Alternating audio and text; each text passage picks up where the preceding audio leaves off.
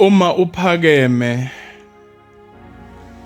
akusilula ukuthi uNkulunkulu asebenze ngawe. Uma uphakeme akulula ukuthi uNkulunkulu akusebenzise, ngoba kunzima for God to use into ephakeme kanti ufuna ukuyisebenzisela abantu abaphansi.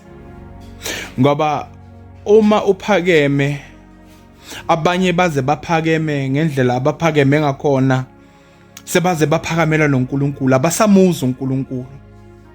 Ngoba abanye abantu they don't get it, they don't understand ukuthi uma uphethe umsebenzi kaNkulunkulu noma uNkulunkulu yakuphathisa umsebenzi wakhe, awukwazi ukuphatha umsebenzi kaNkulunkulu uphakame noma ube umuntu ophakeme.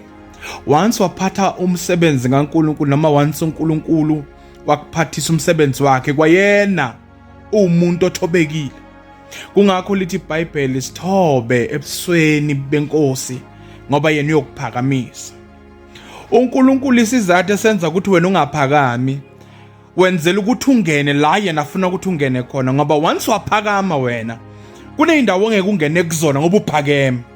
So wena uma uphansi uyithobile, uNkulunkulu ukufaka la afuna yena wena ungene khona, ngoba ukuze kubonakala uNkulunkulu yobonakala ngawe.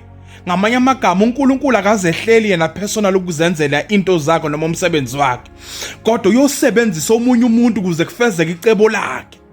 So uma wena uphezulu, uNkulunkulu akakwazi ukukuthatha kusebenzisa kwenzisa umsebenzi wakhe, ngoba umuntu once waphakama akasamuza uNkulunkulu. Akulula ukuthi ulizwe noma akulula ukuthi umuze uNkulunkulu ekhuluma nawe uphakeme. uNkulunkulu uyamthanda umuntu oyithobile, uNkulunkulu uyamthanda umuntu ophansi, ngoba ngaye, through that person, uNkulunkulu uyakhona ukusebenza ngalowo muntu ngoba uphansi. Into bangakuthi kube ngathi ivangeli alifike kwezinye indawo uphakama.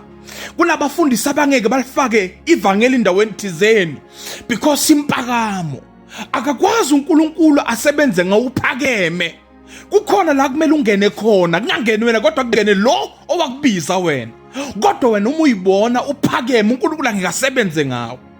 Ivangeli kwamele lifinyelele noma kukuphi as long kufezeke the purpose of God. In other words, uma uyolanda imphefumulo endaweni efunwa wuwe, you are not representing God. Uma uyolanda imphefumulo la ucomfortable khona wena, you are not representing God. uNkulunkulu yakufaka odakeni ukuze kulandeke imphefumulo. So ipride yakho will never allow you ukuthi ungene odakeni. uNkulunkulu yakufaka eindaweni la uyobukeka ngathi you are nobody. Well, you don't have to be somebody because it's not about you. God wants soul through you. But because impakamo wena uyivumela ukuthi control ikublockele noNkulunkulu uthi asebenze ngawe.